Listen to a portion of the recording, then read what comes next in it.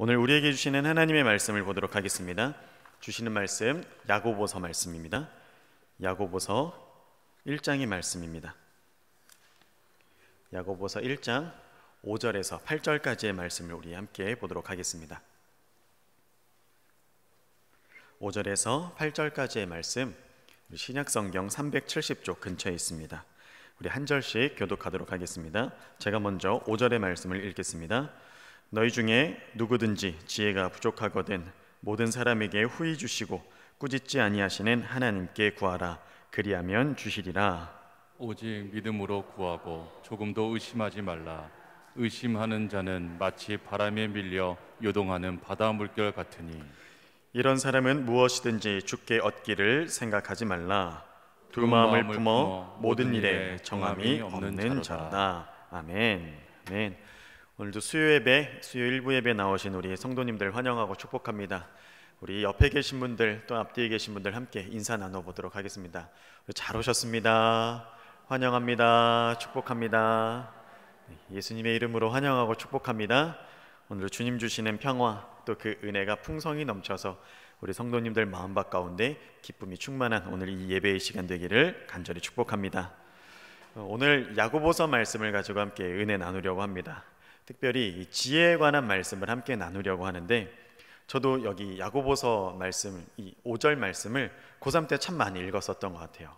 공부하는데 뭔가 좀 요령이 있었으면 좋겠고 제가 노력한 것보다 조금 더 잘 나왔으면 하는 이런 마음들이 있을 때가 있잖아요. 그럴 때마다 지혜를 후히 주시는 이 하나님께 구하라. 그럼 마지막에 또 뭐라고 하십니까? 그리하면 주시리라. 이렇게 써 있잖아요. 그래서 공부하기 전에 이렇게 보고 또 공부 끝나고 또 보고 이랬던 적이 참 많이 있었던 것 같습니다. 근데 내가 생각했던 지혜와 또 우리 하나님께서 야고보서를 통해서 주시는 이 지혜가 어떤 차이가 있는지 또 비교해 보시면 말씀의 은혜가 더 크리라 생각이 됩니다. 저 개인적으로 이렇게 설교 말씀을 듣거나 성경 말씀을 묵상하다 보면 앞으로 어떻게 살아야지, 내 시간을 어떻게 좀 쓰면 좋겠다, 이런 깨달음이 올 때가 있습니다. 근데 이런 생각과 깨달음이 저한테는 참 유익하고 좋은 것이겠지만, 여러분 이러한 것들을 지혜라고 말할 수 있을까요? 제가 혼자 이렇게 습득하고 이렇게 그냥 깨달은 것, 이걸 지혜라고 할 수 있을까요? 우리 성도님들께서는 지혜를 어떻게 정의하고 계세요? 지혜가 과연 뭘까요? 한번 이런 물음을 가지고 시작해 보셔도 좋을 것 같아요. 여러분 바둑 좋아하세요? 바둑 두실 줄 아세요? 저는 전혀 모르거든요. 바둑을 어떻게 하는지도 잘 모르고 점수가 어떻게 나는지도 잘 몰라요. 그런데 저같이 바둑에 대해서 전혀 모르는 사람들도 이렇게 흥미를 끌고 전 세계적으로 아주 떠들썩하게 했었던 일이 하나 있었어요.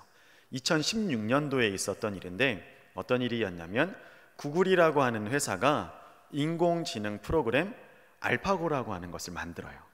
그리고 우리나라의 그 바둑 기사 이세돌 구단이랑 이렇게 대국을 하는 거죠. 바둑을 두는 거였어요. 근데 규칙은 이기건 지건 승패에 상관없이 5번 대국을 이렇게 하는 거였습니다. 혹시 결과 아세요? 누가 이겼는지 아세요? 기계가 이겼어요. 알파고가 4대1로 이겼어요. 근데 처음에는 이세돌 구단이 인터뷰했을 때 굉장히 자신만만했어요.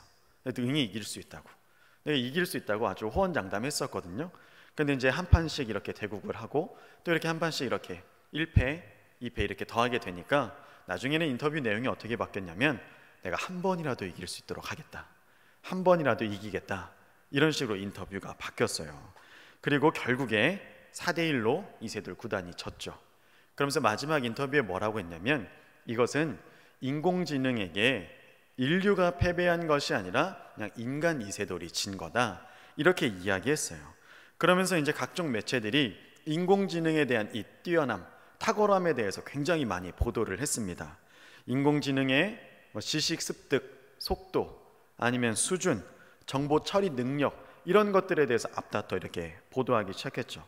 근데 이것들에 대해서 이렇게 보도하기는 바빴는데, 이세돌 구단을 이긴 알파고에 대해서 지혜롭다라고 표현하는 매체는 어디도 없었어요. 그렇게 인간의 어떤 바둑, 그리고 이렇게 두뇌를 사용하는 그 정점에 있는 것이 바둑이라고 해요. 근데 그러한 사람을 기계가 이겼는데 그 기계를 지혜롭다라고 표현하는 매체는 하나도 없었다라는 것이죠. 여러분 왜 그렇습니까? 단지 지식을 습득하고 정보를 빨리 처리하는 것만으로 우리는 지혜롭다고 할 수 없기 때문에 그렇습니다. 우리 믿음 안에 있는 자들에게도 지식이 있다라는 말보다 더 듣기 좋은 말이 뭐예요? 저 사람 참 지혜로워, 저 사람 지식이 많아, 이 말보다 믿는 자들은 저 사람 참 지혜롭다, 이 말을 우리가 더 듣기 좋아하지 않습니까? 왜 그렇습니까? 지식은 없었어도 지혜를 통해 하나님의 뜻을 분별할 수 있고 또 하나님의 그 의 안에 있는 뜻을 깨달을 수 있기 때문에 그렇지 않습니까? 듣고 알게 되고 그 깨달은 말씀, 그 지식의 말씀을 삶의 자리까지 녹여내야만 우리는 바로 이것을 비로소 지혜라고 이렇게 말할 수 있을 것입니다. 여러분, 지혜란 하나님의 말씀을 통찰력 있게 깨닫게 하는 과정과 그것을 삶으로 녹여내는 모든 과정을 말하는 것을 우리는 지혜라고 이렇게 이야기합니다. 그렇게 성경에서는 지혜에 대한 것을 이와 같이 말씀합니다. 우리 잠언에 있는 말씀 함께 보도록 하겠습니다. 우리 잠언 1장 7절의 말씀입니다. 우리 함께 읽어보도록 하겠습니다. 여호와를 경외하는 것이 지식의 근본이오늘 미련한 자는 지혜와 훈계를 멸시하느니라. 아멘. 우리 9장 10절의 말씀도 함께 읽어볼까요? 9장 10절의 말씀 함께 읽어보겠습니다. 여호와를 경외하는 것이 지혜의 근본이요 거룩하신 자를 아는 것이 명철이니라. 아멘. 우리 앞서 읽었던 1장 7절의 말씀을 보면 지혜와 훈계를 멸시한다고 하죠. 근데 이 말씀을 우리 어떻게 이해를 합니까? 나는 말씀이 듣기 싫어, 이 말씀은 필요 없어, 이렇게 무시하고 넘긴다라는 뜻으로 이렇게 해석할 때가 있어요. 근데 이 말씀은 지식은 있는데 말씀을 듣고 깨달음 그리고 내 안에 축적되어 있는 이런 정보들도 있는데 그것이 순종의 자리까지 이어지지 않는 태도, 이것을 이렇게 이야기하는 거예요. 그래서 따라서 참된 지혜라는 것은 여호와를 경외하는 자리까지 내려가는 것을 잠언에서는 지혜라고 표현하고 있는 것이죠. 그래서 결국 그 삶이 여호와를 경외하게 이른다, 그렇게 만든다라는 것이 지혜라는 겁니다. 그렇게 해서 거룩하신 자를 아는 것이 명철이라고 이렇게 말씀하는 것이죠. 그래서 단순히 깨닫거나 이성적으로 어떤 것을 터득한 것, 이것을 이야기하지 않습니다. 안다라는 것은 지식과 경험을 포괄하는 것, 잠언에서는 그렇게 이야기하고 있습니다. 이 비슷한 개념을 다루고 있는 히브리서의 말씀 우리 함께 보도록 하겠습니다. 5장 12절, 13절의 말씀도 우리 함께 읽어보도록 하겠습니다. 때가 오래므로 너희가 마땅히 선생이 될 터인데 너희가 다시 하나님의 말씀의 초보가 무엇인지 누구에게 가르침을 받아야 할 것이니 젖이다 먹고 단단한 식물을 못 먹을 자가 되었도다. 대저 젖을 먹는 자마다 어린아이니 의의 말씀을 경험하지 못한 자요. 아멘. 잠언의 말씀과 동일한 말씀이거든요. 경험하지 못한 자, 이것은 말씀을 듣고 깨달았지만 말씀으로 살아낸 경험이 없는 사람들, 이를 가리킵니다. 살아내면서 말씀을 경외했던 적이 없던 거죠.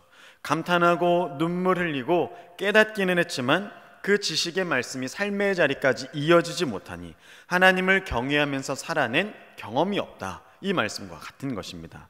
여러분, 이런 분들 더러 계세요. 우리 주변에도 분명히 이런 분들 계시리라 생각이 돼요. 수련회나 어떤 집회를 가면 항상 은혜 받는다고 해요. 또 우리 자녀가 어렸을 때는, 학창 시절에는, 청년 시절에는 수련회 가서 은혜도 받고 이것도 하고 이런 봉사도 하고 다 했다라고 이렇게 이야기하세요. 여러분, 근데 그 은혜가 어떤 은혜예요? 눈물 흘리고 감정이 요동하고 주님을 위해서 살겠다라고 하는 이런 것들 아닙니까? 그리고 이제는 내 삶을 하나님 앞에 다 드리겠다, 이제는 이전과 같게 살지 않겠다, 이러면서 결단의 자리에 나아가 무릎 꿇고 심지어 서원까지 하는 경우도 심심치 않게 볼 수 있죠. 근데 이렇게 은혜 받았다라고 하는 분들 중에서 많은 이들이, 적지 않은 수가 교회를 떠나서 사는 사람들 참 많이 볼 수 있죠. 그래서 하나님 없다 하면서 살아가는 사람들도 많이 볼 수 있습니다. 은혜 받았다라고 하고 하나님 앞에 삶을 드리겠노라고 이렇게 결단했는데 왜 이렇게 되는 것입니까? 오늘 말씀을 빌어서 이야기하자면 지혜가 없기 때문에 그렇습니다. 그냥 감정에만 그친 거예요. 아는 것의 차원에만 그쳤기 때문에 지식에 그치게 되어서 삶의 영역의 자리까지 녹여내서 살아내는 이런 경험들이 없기 때문에, 여호와를 경외하지 않았기 때문에 이런 일들이 일어나게 되는 것이죠. 여러분, 그러면 우리는 어떻게 지혜를 얻어야 하겠습니까? 그 또한 말씀에서 우리에게 답해주고 있습니다. 우리 1장 5절의 말씀을 다시 한번 읽어보도록 하겠습니다. 1장 5절입니다. 너희 중에 누구든지 지혜가 부족하거든 모든 사람에게 후히 주시고 꾸짖지 아니하시는 하나님께 구하라. 그리하면 주시리라. 아멘. 우리 모두 지혜가 필요하다는 거 잘 알고 있죠. 이 말씀을 4절 앞절에 있는 말씀과 연계해서 읽으면 더욱더 깨달음이 있습니다. 4절에 보면 인내를 온전히 이루라 이렇게 말씀합니다. 그리고 5절에 와서 지혜가 부족한 자는 하나님께 구하라 이렇게 말씀하죠. 이는 시련 속에서 인내하기 위해서는 반드시 지혜가 필요하기 때문에 그렇습니다. 그리고 이러한 시련 속에서 지혜로 인내하여 온전함에 이르는 것은 오직 하나님만 하실 수 있기 때문에 이러한 말씀을 더하신 것입니다. 우리 모두 다 가지고 있는 스마트폰 이렇게 보면 초기에 이렇게 사들고 나서 이렇게 설정을 하죠. 전화번호부터 입력하고 뭐 알람도 이렇게 설정을 해놓잖아요. 그러면 워낙 잘 나오기 때문에 설정해놓으면 그대로 그렇게 씁니다. 근데 이와 마찬가지로 하나님께서 우리 인간들, 사람에게도 이렇게 초기에 설정을 해놓으셨어요. 그런데 타락한 인간들이 그 설정대로 살지 않죠. 그렇게 살지 않기 때문에 오작동이 일어날 때도 있습니다. 인생이 뒤죽박죽 되기도 하고 어그러져 뒤틀려 버리는 일들도 많이 생기죠. 때문에 우리는 하나님께서 우리에게 설정해 두신 그 초기 설정을 회복해야 하겠죠. 오늘 말씀을 보면 그 초기 설정이 무엇입니까? 하나님은 주시는 분, 구하면 후히 주시는 분이라고 분명히 말씀하고 있습니다. 여러분, 창세기에 우리 하나님이 어떤 분이세요? 스스로를 분명히 나타나시는 바 창조 단계에서부터 우리에게 호흡을 주시고 생명을 주시고 에덴 동산 지으시고 살아감에 필요한 모든 것들을 다 우리에게 더하신 하나님을 우리에게 나타내고 있지 않습니까? 범죄한 이후에는 어떻습니까? 범죄함으로 인해 눈이 밝아져서 자기 몸이 벗은 줄 알고 부끄러워서 얼기설기 만든 이 무화과 나뭇잎을 하나님께서 어떻게 하세요? 가죽옷으로 이렇게 지어 입히시는 것, 그것을 또한 볼 수 있지 않습니까? 성경은 이처럼 주시는 하나님, 후히 주시는 하나님께 지혜를 구하라고 이렇게 말씀하고 있습니다. 이 지혜는 험한 인생길을 살아가는 우리들 모두에게 너무나도 필요한 것이죠. 우리는 부족하지만 하나님께로는 충만한 것이기에 구하는 모든 이들에게 능히 주실 수 있는 하나님의 능력이 이 안에 있으심을 믿고 나아가시기 바랍니다. 우리는 종종 더하시고 채우시는 하나님에 대해서 잘못된 인식을 가지고 불평할 때가 많이 있어요.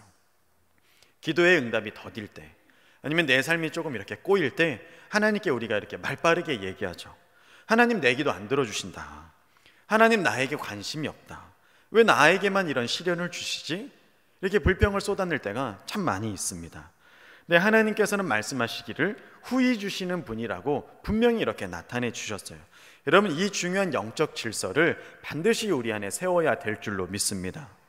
이 광활한 우주에 나 혼자만 존재했어도 하나님 분명히 후히 주셨을 거예요.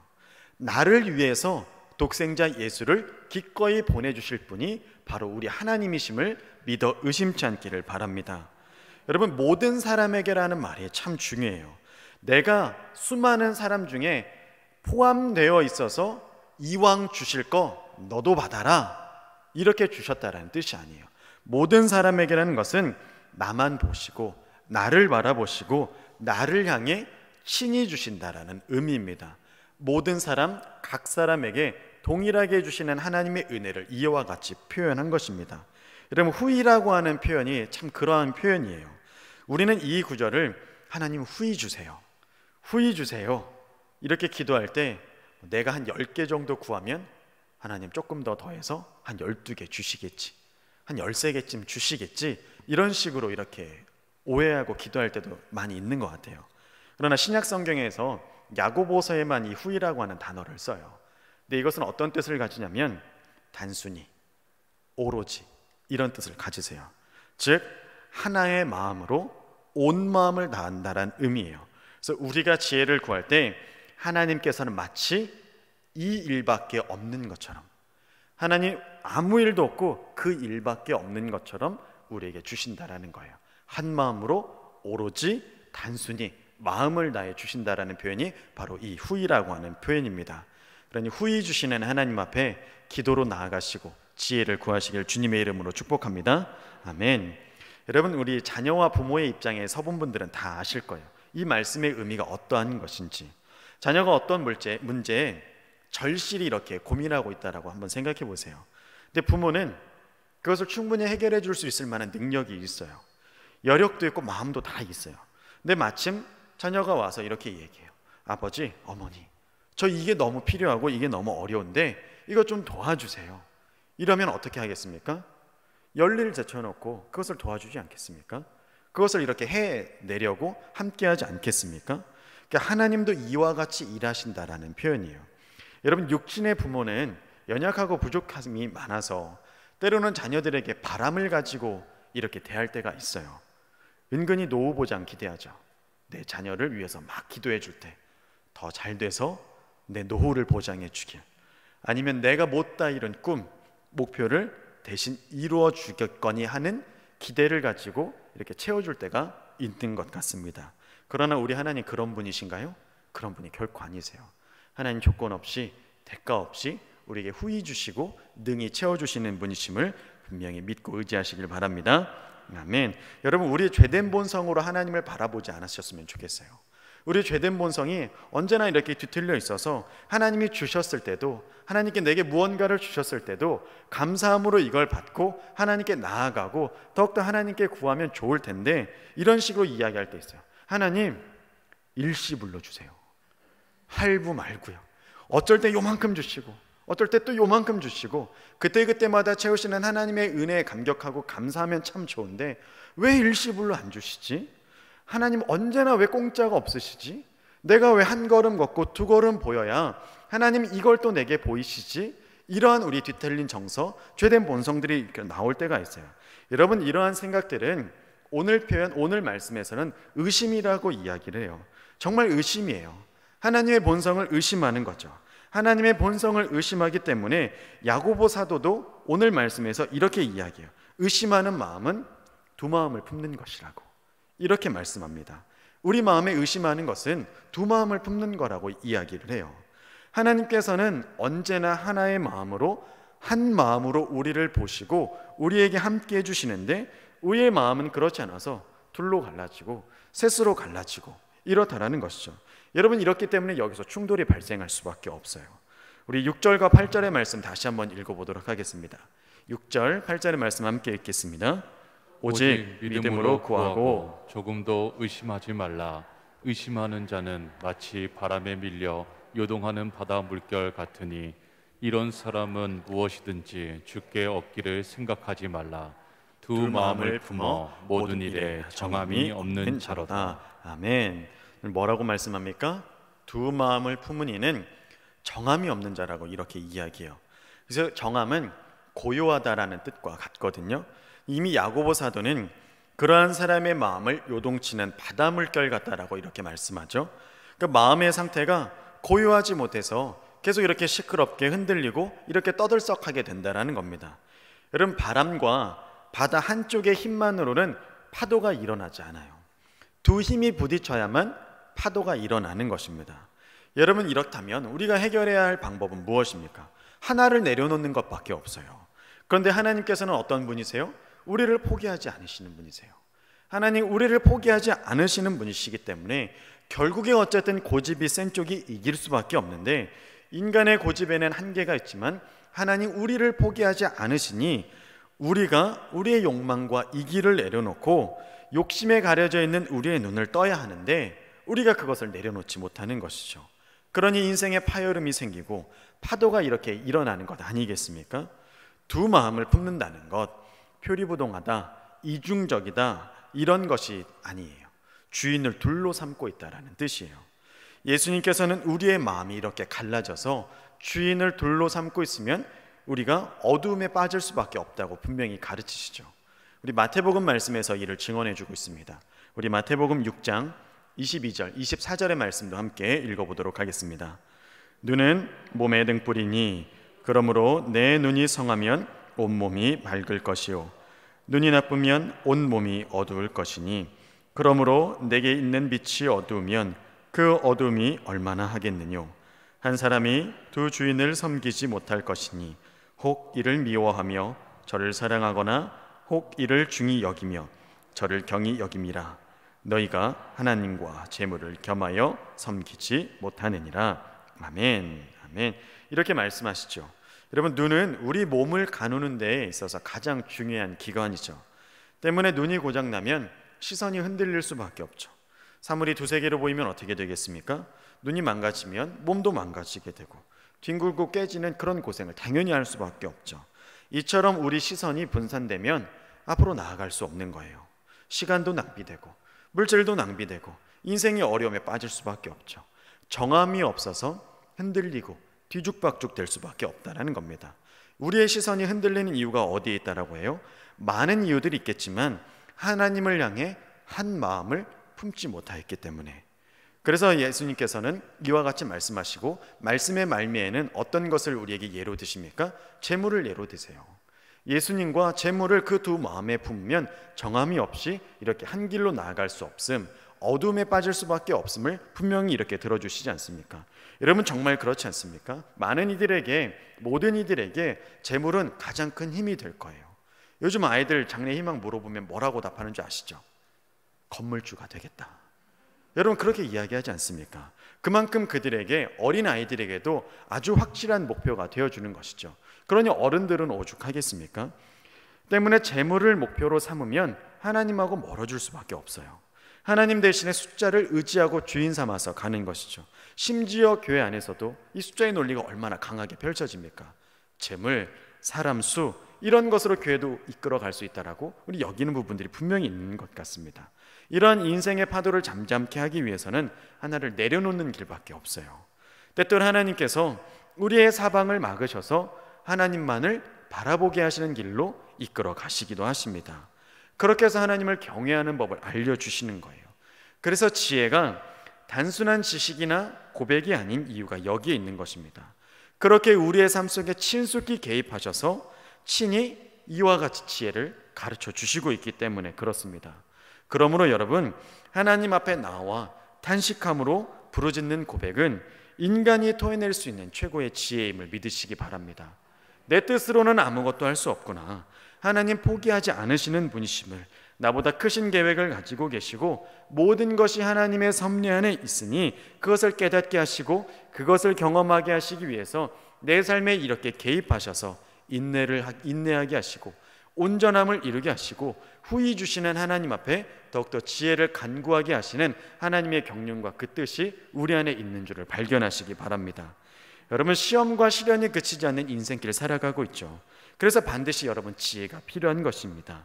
다그치지 아니하시고 늘 한결같은 마음으로, 한 마음으로 우리를 바라보시는 그 하나님께 구할 때 우리는 이것을 얻을 수 있습니다.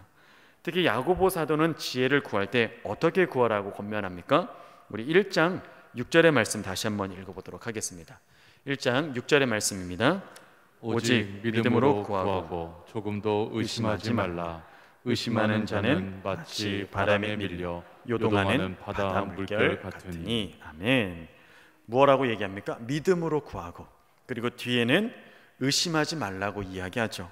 믿음으로 구한다는 것은 뒤에 따라오는 의심한다는 것과 반대되는 것이죠.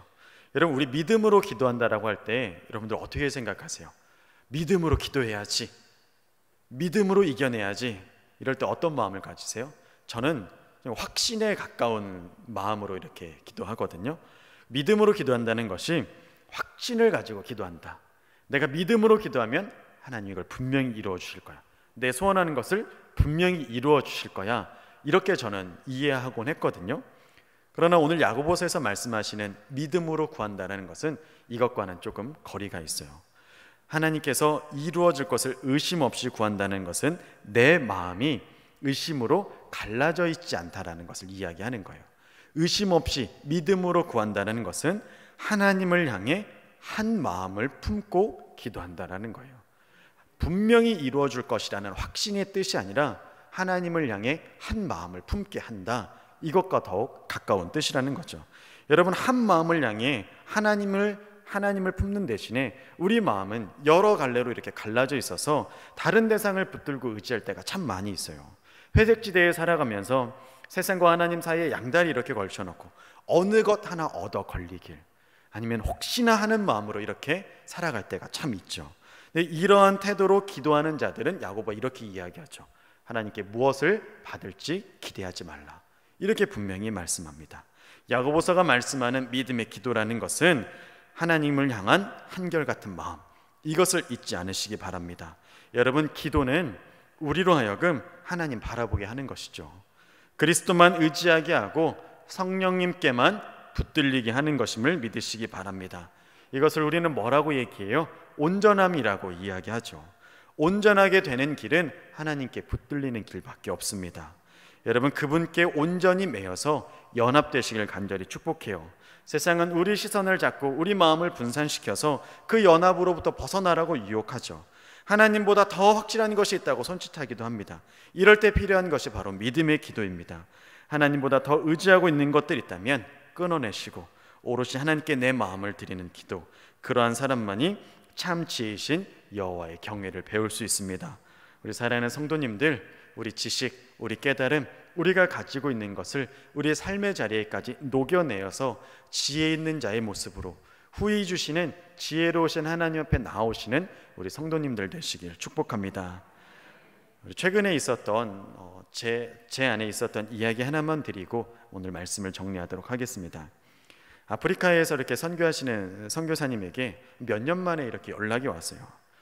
그러면서 후배 목사가 이제 참된 길을 걸었으면 하는 마음으로 저에게 여러 가지 이렇게 조언을 해주시더라고요. 이런저런 안부를 묻다가 결국에 하시는 말씀이 무엇이었냐면, 오 목사, 미안한 말이지만 목회자들 발에 채이는 돌멩이처럼 많아. 그래서 바른 말 하는 목회자는 참 많아. 그런데 바른 길 걷는 목회자는 얼마 없어. 바른 길 걸어, 생명 걸고, 그렇게 저한테 말씀하시더라고요. 그래서 여러분, 오늘 우리가 나눈 말씀 혹시 모르는 것 있으세요? 하나도 없으실 거예요. 다 아는 말씀이실 거예요. 저도 그래요.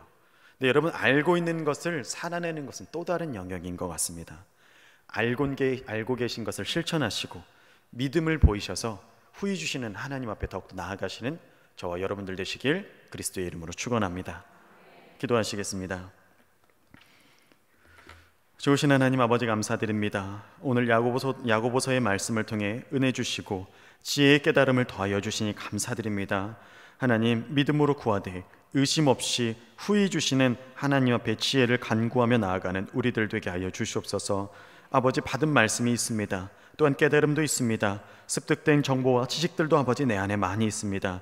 그것이 내 삶에 녹여져 지혜의 자리까지 내려가게 하시고 그리스도께서 걸으셨던 그 걸음을 나도 함께 걸을 수 있는 삶의 지혜의 영역이 내 삶 가운데 펼쳐지게 하여 주시옵소서. 바른 길 걷게 하여 주시옵소서. 주님을 따름에 있어서 더욱더 오롯이 마음을 품어 한 마음으로 주님께 나아가는 우리들 되게 하여 주시옵소서. 연약하고 부족하고 흔들릴 때 많이 있습니다. 그럴 때마다 주께서 지키시고 보호하시고 또한 우리의 귀를 인도하여 주셔서 좌로나 우로나 치우치지 아니하고 주님만을 바라보게 인도하여 주시옵소서. 오늘 예배의 자리에 나왔습니다. 우리의 마음과 정성을 올려드립니다. 주님, 기뻐 받아 주시옵소서. 정성을 다해 올려드리는 이 예물 위에 함께하여 주옵시고 드리고 나누는 풍성한 은혜까지 덧입혀 주시옵소서. 삶의 제목을 드리는 11주 예물과 또한 감사의 예물들, 1,000번제의 제사와 각종 사역을 후원하여 드리는 이 귀한 예물들 위에 주님 친히 안수하여 주옵시고 하늘 곳간에 귀 쌓아 주시옵소서. 드리고도 나누는 넘치는 풍성한 은혜가 저들의 손내에 가득히 쌓아 주시옵소서. 오늘도 말씀 주시고 깨달음 주시고 지혜 있는 자리에 나오게 하신 은혜에 감사드리오며 우리 구주 예수님의 이름으로 기도드립니다. 아멘.